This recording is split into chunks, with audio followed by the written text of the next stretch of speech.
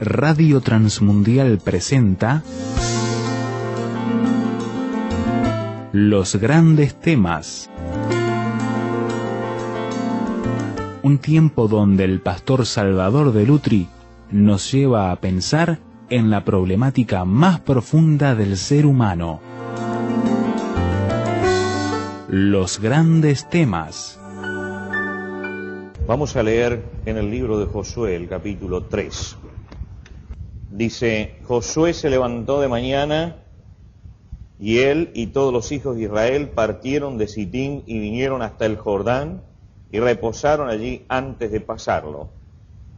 Y después de 3 días, los oficiales recorrieron el campamento y mandaron al pueblo diciendo: cuando veáis el arca del pacto de Jehová vuestro Dios, y los levitas y sacerdotes que la llevan, vosotros saldréis de vuestro lugar y marcharéis en pos de ella, a fin de que sepáis el camino por donde habéis de ir, por cuanto vosotros no habéis pasado antes de ahora por este camino.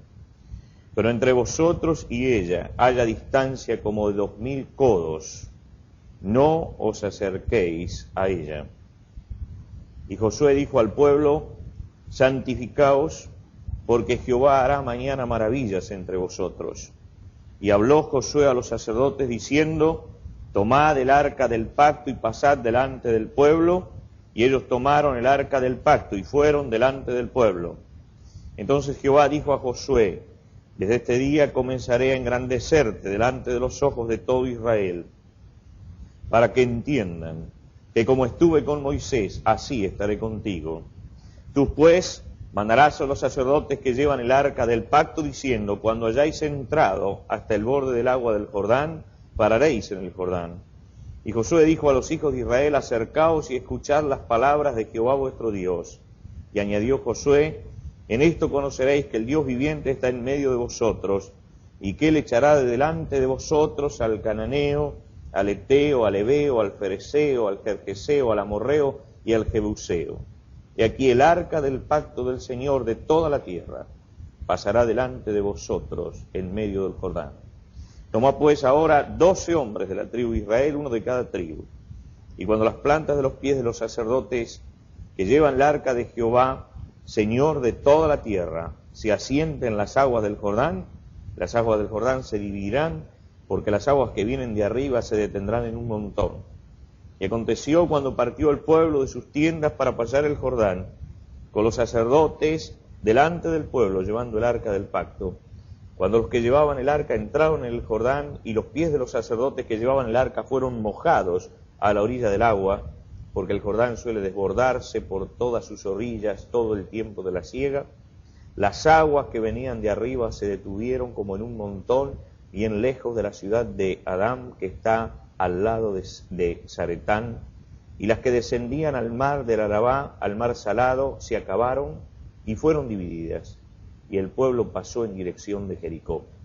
Mas los sacerdotes que llevaban el arca del pacto de Jehová estuvieron en seco, firmes en medio del Jordán, hasta que todo el pueblo hubo acabado de pasar el Jordán, y todo Israel pasó en seco.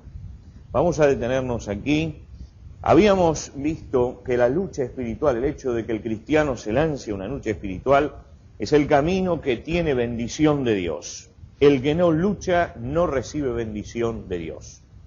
La lucha espiritual tiene desafíos que son pasivos, no agresivos. Hoy vamos a ver uno de esos desafíos, el Jordán, por ejemplo, que no los agredía, pero era un obstáculo, una barrera que estaba allí. Y hay otros desafíos que son activos, agresivos, como la ciudad de Jericó. Y entonces, para dar esta lucha espiritual, habíamos dicho el domingo pasado, hay que hacer una evaluación, en primer lugar, de qué compromiso espiritual tengo yo. Si estoy luchando en mis propias fuerzas, soy un carnal. Si me estoy volviendo a Egipto, soy un mundano. Pero puedo ser un terrenal también, que no vea la dimensión espiritual de las cosas y que todo lo maneje a través de lo visible. Tengo también que medir la fuerza del enemigo, no puedo menospreciarla porque puedo ser derrotado por mi necedad. No puedo sobrevalorarla porque puedo ser derrotado por el miedo. Pero tengo que justipreciarla. No me tiene miedo a mí, sino que le tiene miedo a Dios. Y por último, habíamos hablado el domingo pasado de la fuerza de Dios. Si Dios es con nosotros, ¿quién contra nosotros? Y hoy quiero detenerme con ustedes en este incidente de la lucha pasiva, el desafío pasivo que representaba el Jordán. Dios desafió a su pueblo a ir adelante. Le dijo, vayan.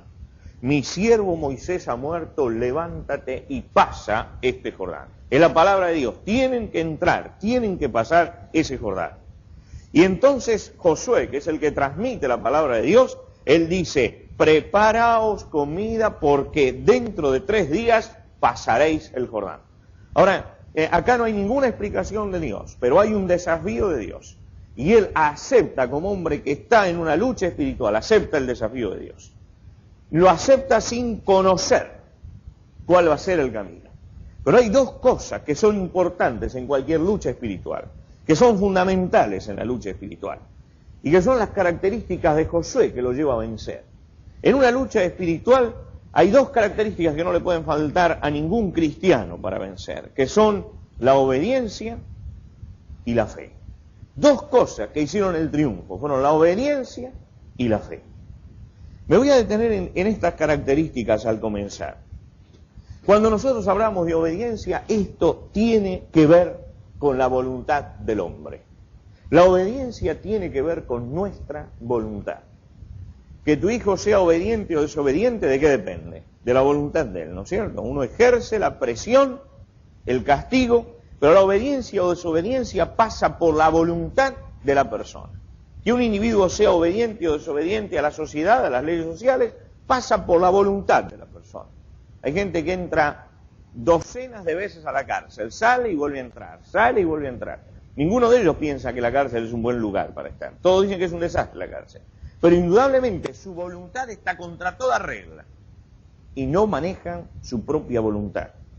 Ahora, la obediencia tiene que ver con doblegar la voluntad a la voluntad de Dios.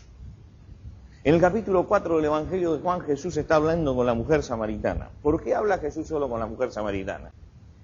Habla Jesús solo porque se sentó cansado del camino en el pozo de Jacob y mandó a los discípulos a la ciudad a comprar alimento para comer. Están descansando y van a comer. Se acerca la mujer y tiene un largo diálogo con Jesús que registra el capítulo 4 del Evangelio de Juan. Y cuando termina ese diálogo, los discípulos vuelven. Dice que los discípulos lo vieron con la mujer, se asombraron de que estuviera conversando con una mujer. Tome usted el tiempo, ¿no? Los discípulos vuelven y él estaba conversando todavía con la mujer. Y vuelven con toda la comida. Entonces la mujer deja el cántaro y se va a la ciudad. Se va a comentar que a lo mejor ella encontró al Cristo y lo comenta con todos. Y se reúne la gente y la gente viene. Mientras tanto Jesús está con los discípulos. Y los discípulos le dicen a Jesús, Rabí, come. Y Jesús no come. Entonces él les dice a los discípulos, yo tengo una comida que comer que vosotros no sabéis. Los discípulos dicen, pero alguien entonces le trajo de comer durante todo este tiempo. En ese momento aparece la gente que va viniendo y Jesús contesta la pregunta. Y dice, mi comida es que haga la voluntad del que me envió y que acabe su obra.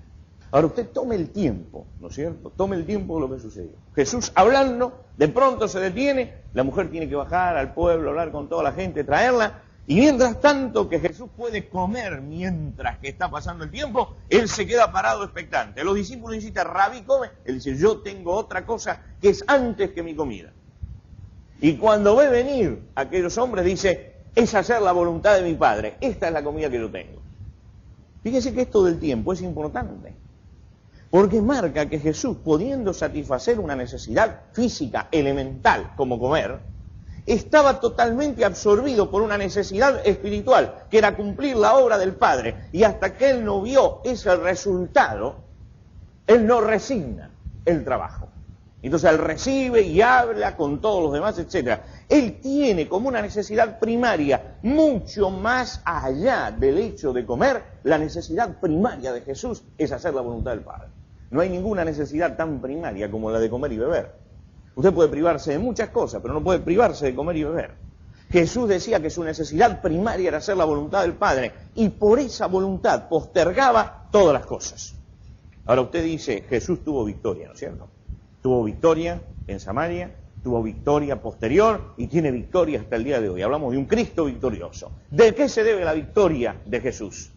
A que Él estaba resignado, en el cabal sentido de la palabra resignado, ¿no es cierto? Resignar es bajar las insignias, bajar las banderas. Él había bajado la bandera propia y decía, mi voluntad es hacer la voluntad de mi Padre. Y cuando llega a Getsemaní, presionado ya por la muerte, y estando ya frente al sufrimiento, él dice, Padre, si es posible, pasa de mí esta copa. Está debilitado, ha sudado sangre, pero él dice, no se haga mi voluntad, sino la tuya. Es decir, no resigna el hecho de que la voluntad del Padre es primordial. Si usted tiene algo que sea antes que la voluntad del Padre, va a ser siempre un derrotado en lo espiritual. Cualquier cosa que usted tenga en su vida, cualquier cosa, por más elemental, el hecho de comer es más importante para usted que la voluntad del Padre. El hecho de trabajar es más importante que la voluntad del Padre. El hecho de beber o de dormir es más importante que la voluntad del Padre. Prepárese para la derrota espiritual. El hombre que cree que a Dios se lo puede postergar en la vida, se lo puede dejar, y uno lo puede tomar cuando lo necesita, y cree que hay cosas que son más importantes que Dios, no ha resignado su voluntad a la obediencia a Dios, prepárese para la derrota espiritual. Jesús triunfó porque tuvo la voluntad del Padre como algo soberano. Entonces usted tiene la contraparte, la otra cara de la moneda, la tiene en el Antiguo Testamento. Jonás, el Señor le dice, ve a Nínive, esa gran ciudad, y predica. Dice, y Jonás se levantó para huir de la presencia de Dios. Se va, derrota frente a los paganos. Cada uno clame a su Dios, decían en el barco, ¿no es cierto? Que decía que pagano delante de ellos, quiere ser derrotado delante del pueblo. Termina en el vientre de un pez, etc. Capítulo 3 de Jonás. Vuelve a hablarle Dios. ¿Qué le dice Dios? Le repite las palabras, levántate y ve a Nínive. Levántate y ve a Nínive. Ahí hay una gran derrota espiritual. Un tipo que perdió tiempo, que perdió energías, que dio mal testimonio, derrotado espiritualmente. ¿Por qué? Simplemente por un problema que pasa por la obediencia. Si la voluntad de Dios es voluntad de Dios, o si la voluntad de Dios no es voluntad de Dios para mí. La absoluta voluntad de Dios es lo que lleva sobre nuestra vida, lo que lleva a la victoria. Josué le dijo a Dios, tiene que ir adelante y cruzar el Jordán. Él no sabía cómo lo iba a hacer y nada, pero si Dios dijo, yo tengo que preparar al pueblo. Pensemos en un hombre que tiene más de 1 millón de personas detrás de él, y que les dice, señores, vamos a cruzar el Jordán. No sé cómo, pero es la voluntad de Dios, es la voluntad de Dios. Él eligió el camino de la victoria cuando eligió el camino de la obediencia. Si usted no elige el camino de la obediencia, no está eligiendo el camino de la victoria, está eligiendo cualquier camino. Seguramente el final es la derrota. La segunda cosa que puso fue fe. Josué no sabía cómo iba a hacerlo, pero convocó a todo el pueblo para hacerlo. Es decir, lo convocó y dijo, vamos a cruzar. Yo no sé cómo, pero vamos a cruzar. Ahora, si él hubiera razonado un poco, él se hubiera preguntado, ¿y por qué vamos a cruzar el Jordán? Si podemos pegar la vuelta y entrar por el sur, por el desierto. Estaban en un desierto, había un desierto por el sur. Él tenía algunas cosas a su favor. En primer lugar, por el desierto no había obstáculos. Podía rodear el Arabé y subir. No había Jordán delante. En segundo lugar, él iba a entrar a luchar con los pueblos más chicos. No se iba a tener que enfrentar con Jericó, que era la ciudad más grande y más fortificada. La única de la cual hoy quedan ruinas, de las de ese tiempo. Las demás no existen hoy. Quiere decir que esa era la grande y la fuerte. Era preferible prepararse en una lucha con los pueblos pequeños y ir avanzando. Pero en tercer lugar tenía un hecho histórico. Era que Moisés, cuando intenta entrar en la tierra prometida y manda a los 12 espías, no los manda de donde él está, sino desde el sur, donde no está el Jordán, desde Cades Barnea. Quiere decir que él tenía unas cuantas cosas a favor como para razonar que no era la estrategia que hubiera utilizado Moisés, que no era la estrategia más cómoda porque tenían que cruzar el río, que no era la estrategia más inteligente porque iban a atacar a la ciudad más fortificada con la que iban a gastar la pólvora con la fortaleza mayor. Pero no razonó en ese momento. Él sabía que Dios le iba a contestar, mis pensamientos no son vuestros pensamientos, ni mis caminos tus caminos. Yo dije, tenéis que ir para allá, y él tomó para allá. Ustedes se acuerdan de Abraham, tenía una promesa cumplida de Dios en su hijo. Le dijo Dios, vas a ser padre de multitudes, le dio un hijo, Isaac, hijo de la promesa. Cuando Abraham se siente firme, dice, ahora me lo vas a poner sobre el holocausto y lo vas a entregar. Y Abraham fue y obedeció. Y entonces es padre de los creyentes. Padre de los creyentes. Tuvo una gran victoria porque él supo tomar la voluntad de Dios y por la fe decir, yo voy a obedecer por la fe. No voy a obedecer por el razonamiento, voy a obedecer por la fe. La obediencia del cristiano no es obediencia por el razonamiento, es obediencia por la fe. Usted cree a la palabra de Dios y obedece por la fe que tiene en Dios. A lo mejor usted dice, no la entiendo, no es pero no, es una obediencia de fe. Si Dios ha hablado, la obediencia tiene que ser obediencia de fe. Josué conocía esto y entonces confió en Dios y obedeció a Dios. Ahora, yo quiero detenerme un poquito en esto. Confió en Dios y obedeció a Dios. Es decir, él tenía una palabra de Dios. Dios le dijo, se tenía que prestar, cruzaréis este Jordán. Y él dijo, ¿esta es la palabra de Dios? Sí, amén. Pues bien, yo esto lo creo y lo obedezco. Punto. Esto es obediencia inteligente. La importancia de creer en la revelación de Dios. La revelación de Dios. A veces hay falsa confianza y hay falso optimismo. Usted lo escucha por ahí cantar por televisión, y yo tengo fe que todo cambiará. Te dicen, ¿qué la basa la fe que todo va a cambiar? En nada. Entonces es una estupidez eso. Es decir, una persona con cabeza hueca que saca estupideces. Usted no puede decir, yo tengo fe que todo va a cambiar. ¿Fe en qué? ¿En qué? Porque acá no actuó Josué por la fe, porque la fe sola no sirve. Él actuó poniendo la fe sobre una palabra de Dios, sobre una revelación. Usted puede demandarle a Dios todo lo que Dios ha prometido, pero tiene que tener el certificado de que Dios lo ha prometido. Él dijo, si Dios lo dice, en eso creo. Porque hoy se está dando mucho la fe de Palito Ortega. Yo tengo fe en que esto va a salir así. Yo tengo fe, yo tengo fe. Acá él no dijo, yo tengo fe en que vamos a cruzar. No sé cómo, pero vamos a cruzar. No. Él dijo, yo tengo fe, pero porque Dios dijo que íbamos a cruzar. Yo creo en algo concreto. Yo creo en revelaciones concretas de Dios. Creo en eso. Dios lo dijo, vamos a cruzar. Y en segundo lugar, uno nota que la victoria del hombre que obedeció y con fe se dio porque la presencia de Dios fue delante de ellos. Ustedes se acuerdan que hemos hablado unos domingos atrás que los antiguos, Israel, tenía la presencia de Dios en forma visible y tenía un lugar donde se había sentado la presencia de Dios. En ese templo que ellos tenían el arca, en ese lugar cerrado, el lugar santísimo, que no podían entrar, ¿no? Solamente el sacerdote una vez al año entraba, había el arca. Eso era el lugar de la presencia de Dios. Y ese mueble que tenía una tapa de oro puro, 2 querubines, y sobre el que se derramaba una vez al año la sangre, ¿no? Un mueble solemne para ellos. Ese mueble lo tomaron y lo mandaron delante del pueblo. Iba 10 cuadras delante del pueblo, 10 cuadras delante, porque Dios le dijo, pongan ese mueble delante y enfilen. El lugar donde está la presencia de Dios es lo que tiene que hacer punta. La presencia de Dios delante. ¿Usted quiere tener victoria espiritual? Obediencia por la fe, pero tiene que asegurarse de que en esa obediencia por la fe, la presencia de Dios vaya delante suyo. Vaya delante suyo. Ellos se aseguraron de que la presencia de Dios iba delante. Les señalaba el camino, los guiaba y los pusieron 10 cuadras adelante, 1000 metros adelante, 2000 codos, dice la Biblia, 1000 metros adelante. Salieron con la presencia de Dios. Ahora miren, no hay victoria espiritual si no tenemos la presencia de Dios. ¿Qué dijimos el domingo pasado? Satanás no me teme a mí, le teme a Dios. Por lo tanto, yo puedo tener fe y tengo obediencia, pero si no tengo la certeza realmente de que el Señor va conmigo, hay derrota, porque no me teme a mí, le teme a la presencia de Dios. Entonces ellos mandaron delante la presencia de Dios. ¿Qué iba delante? Imagínense si alguien lo estaba mirando de la otra orilla. Todos estaban esperando que viniera la gente armada delante. Y no iba la gente armada. Los que iban adelante eran gente desarmada. Eran los sacerdotes los que iban adelante. Y llevaban un arca sobre el hombro. Casi era hasta ridículo lo que hizo este pueblo para los que venían de la otra orilla. Pero ellos sabían lo que estaban haciendo.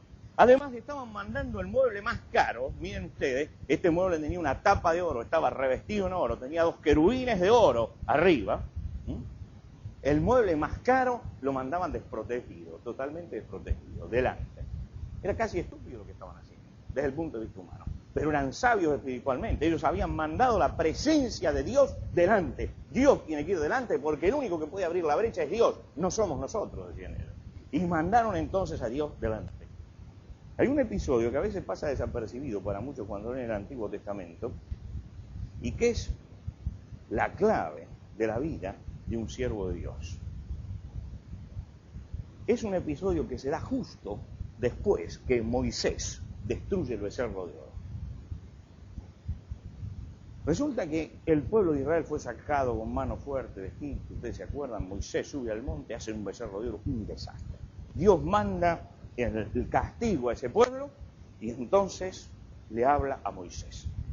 Y le dice a Moisés, mira, Moisés, es mejor que ustedes suban solos a la tierra. Que yo no vaya con ustedes. Yo no voy con ustedes. Yo voy a mandar mi ángel delante.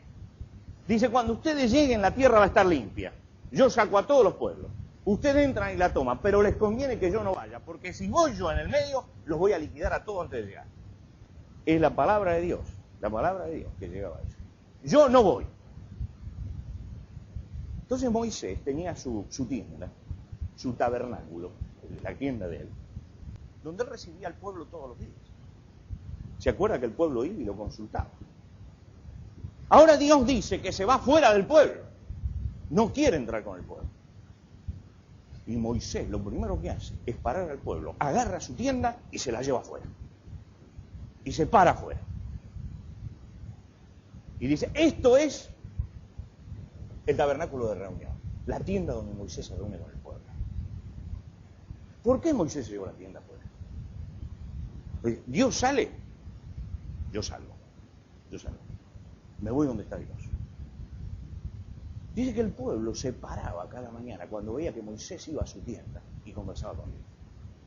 Solemnizado frente a esto. ¿Cómo puede ser? Usted imagínese todo un campamento acá y allá una tienda sola donde está Moisés conversando con Dios.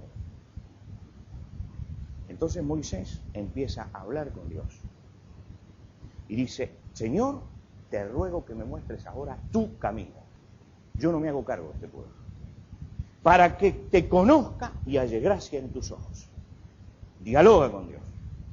Dios se da cuenta de lo que él le quiere decir. Señor, muéstrame tu camino. Es decir, comprométete con nosotros, le está diciendo. Porque yo necesito conocerte y hallar gracia en tus ojos.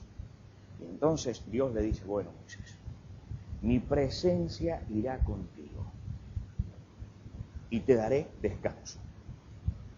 Ahora usted dice, si Dios le dijo esto, Moisés tiene que haber vuelto corriendo al campamento diciendo, lo logré, ya Dios está con nosotros. No, él se quedó. Y él dijo así, si tu presencia no ha de ir conmigo, no nos saques de aquí. ¿Y en qué se conocerá que he hallado gracia en tus ojos? Sino en que tú andes con tu pueblo. Esto es un intercesor. Es decir, yo estoy aquí. Yo te digo, yo salgo fuera del pueblo. Si salís vos, Señor, yo salgo fuera. Yo esa solución no la acepto.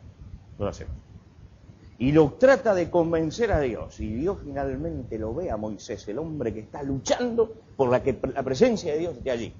Y cuando Dios le dice, yo voy a estar contigo, Moisés dice, bueno, si tu presencia, entonces esta es mi condición, no viene, no nos saques de aquí. ¿Por qué Moisés llevó al pueblo a la victoria? ¿Se da cuenta por qué? Porque a Moisés no le interesaba la gente. A Moisés le interesaba la presencia de Dios. No le interesaba el final. Pues lleguemos. No. A él le interesaba la presencia de Dios. Sin la presencia de Dios no damos un paso más.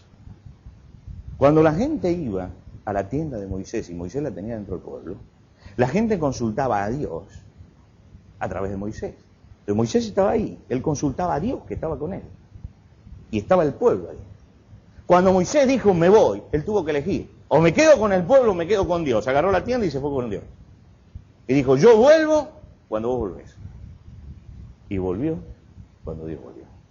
Él quiso tener la certeza de la presencia de Dios. Usted no tiene la certeza de la presencia de Dios, va al fracaso. Tome decisiones sin la certeza de la presencia de Dios. Haga cosas en su vida sin la certeza de la presencia de Dios. ¿Por qué hay tantos fracasos? Porque cada uno quiere vivir como quiere sin tener en cuenta que la presencia de Dios es lo único que da victoria. Entonces vamos de fracaso en fracaso en la vida. Porque no se busca la presencia de Dios. Moisés dijo que ande el pueblo, que camine, que yo sea el héroe, todo lo que quiera. Esto es secundario. Acá lo que tenemos que jugarnos es porque la presencia de Dios esté aquí. Y si la presencia de Dios no está aquí, yo asumo mi papel de fracasado histórico. Saqué un pueblo y lo dejé en la mitad del desierto. Pero no puedo seguir si no está la presencia de Dios. Entender que la presencia de Dios es fundamental para que el pueblo llegue. Es fundamental para la victoria. La presencia de Dios. La garantía de la victoria es la presencia de Dios. Aquel pueblo llegó y se les abrió el Jordán. Se les abrió el Jordán. Y pasaron del otro lado sin hacer ningún esfuerzo. Los que lo vieron habrán dado una cantidad de explicaciones que podríamos darlas hoy, ¿no? También. Pero yo no me voy a entretener en esa explicación, que me parece que es la tontería alrededor de la palabra de Dios. ¿Qué puede ser que el Jordán se haya parado porque en ese momento Dios produjo un desmoronamiento en Adán y entonces ha pasado algunas otras veces y todo lo demás? Pero justo, mire, cuando el sacerdote puso el pie, el agua dejó de circular. Usted llámele H, allí estuvo la presencia de Dios. ¿Cómo lo hizo? No me interesa, lo hizo. Les dio en ese momento la victoria. Los que veían habrán dicho, qué grande y qué poderoso este Dios, ¿eh? Ya sacó el pueblo, les abrió el mar rojo, los bendijo durante 40 años con el maná y ahora les abre No, detrás de ese Dios que abría el mar rojo, había una cantidad, y que les paraba el Jordán, había una cantidad de principios que habían cumplido los siervos de Dios para que sucediera eso. No es gratuito.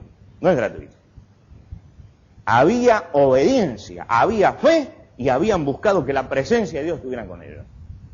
Lo demás lo podía hacer cualquiera, pero si no está la presencia de Dios, no se llega a la otra punta. Si usted actúa sin la presencia de Dios, está condenado al fracaso en su vida. A menos que ponga a Dios allí a través de la obediencia y la fe, la presencia de Dios puede hacerse visible, no hay victoria espiritual.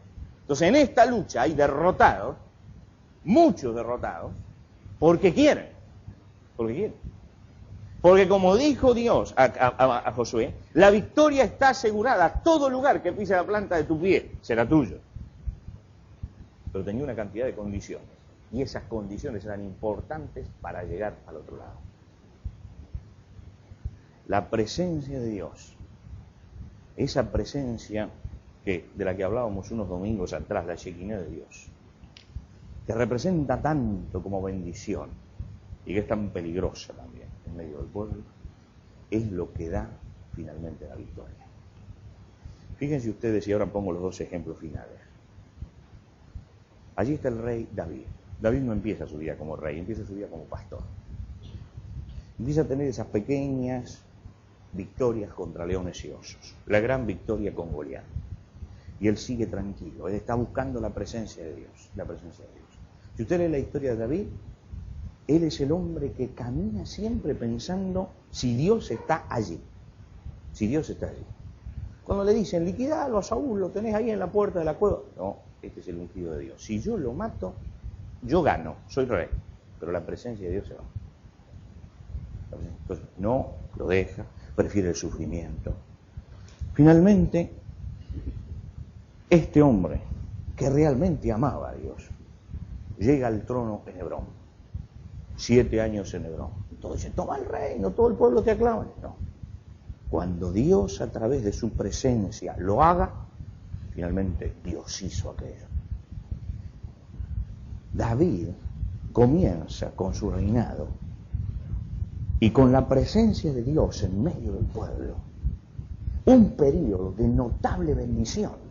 El pueblo juntando para el templo todos los materiales, preparándose para la época de esplendor.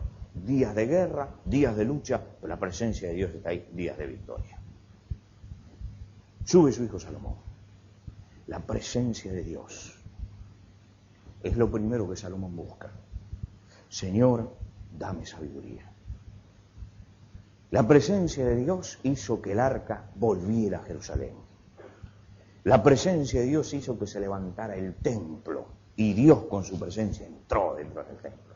La gloria de la presencia de Dios, 80 años de esplendor. Cuando tomó David el reino, era un pueblo en anarquía. desafiado por los filisteos y a punto de ser vencido. Salomón lo lleva al esplendor. Nunca tuvo fronteras tan amplias como la que dio Salomón. Buscaron la presencia de Dios. Llega Roboam. En un día, destrozó al pueblo. En un día. Entonces, ¿cómo puede ser 80 años contra un día? Sí, porque este hombre no buscó la presencia de Dios. 80 años contra un día.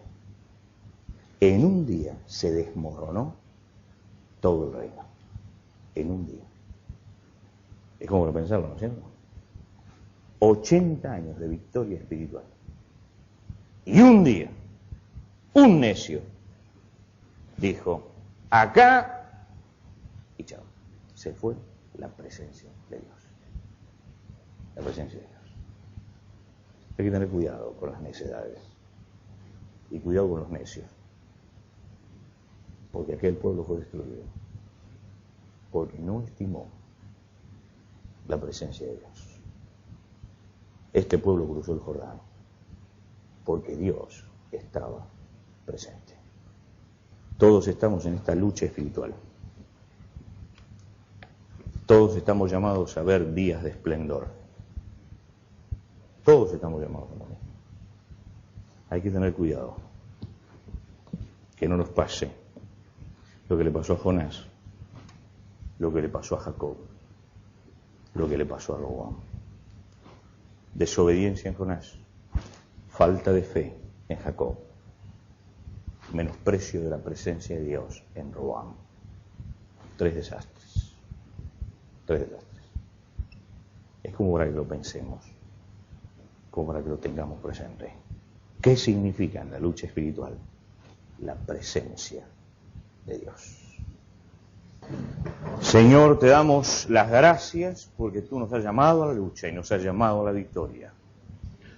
Y en este momento en que estamos entrando ya en la metodología, en la estrategia espiritual de la victoria, te damos gracias por la claridad que tenemos en cuanto a los mandamientos tuyos, en los que tenemos que poner obediencia y fe. Y te damos gracias, Señor, porque la presencia tuya es prometida a cada uno de nosotros. Es prometida a tu iglesia. El Señor Jesucristo dijo, yo estoy con vosotros todos los días hasta el fin. Pero, Señor, queremos esta noche con solemnidad ponernos delante tuyo, poner nuestro corazón delante tuyo, porque al mirar la Escritura en profundidad, en detalle, nos damos cuenta que la presencia tuya, la presencia del Señor Jesucristo y la bendición tuya no es incondicional, Señor. Y te rogamos que nos des para cumplir con las condiciones que tú pones, para que podamos ser victoriosos, Señor, para que tú puedas coronar nuestra vida con tu presencia y podamos ver tu presencia delante nuestro, tu presencia rodeándonos, tu presencia llevándonos al destino que tú has previsto para nosotros. Señor, danos la sabiduría de tu siervo Moisés, que prefirió sacar las carpas fuera, donde tú estabas, antes que estar donde tú no estabas. Y danos, Señor, también aquel espíritu de lucha, para que tu presencia esté en nuestra vida, esté en medio de tu pueblo. Cólmanos, Señor, de sabiduría al considerar tu palabra, para que podamos orientar nuestra vida de acuerdo a la brújula tuya y no de acuerdo a nuestros caminos. Señor, líbranos de la desobediencia de Jonás. Líbranos, Señor, de la falta de fe de Jacob. Líbranos, Señor, de la necedad de Roboam. Permítenos, Señor, tener la sabiduría de los grandes siervos tuyos que pusieron su mano en el arado, confiando en la presencia tuya y alcanzaron victoria. Señor, danos una gran victoria espiritual. Te pedimos esto en el nombre de Jesús. Amén.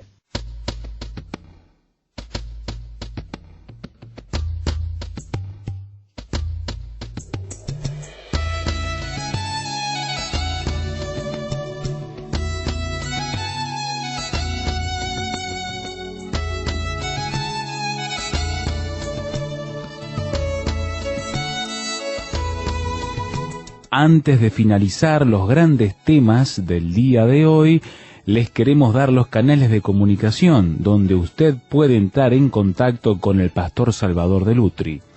Por carta, hágalo a Los Grandes Temas, casilla de correo 5051, Montevideo, Uruguay. Los Grandes Temas, casilla de correo 5051, Montevideo, Uruguay. Y el correo electrónico losgrandestemas@transmundial.org. losgrandestemas@transmundial.org. Nos encantaría escuchar de usted, saber cuáles son sus comentarios, preguntas, reacciones e inquietudes sobre el tema de hoy. Por ahora nos despedimos hasta otro espacio de Los Grandes Temas, una producción de Radio Transmundial.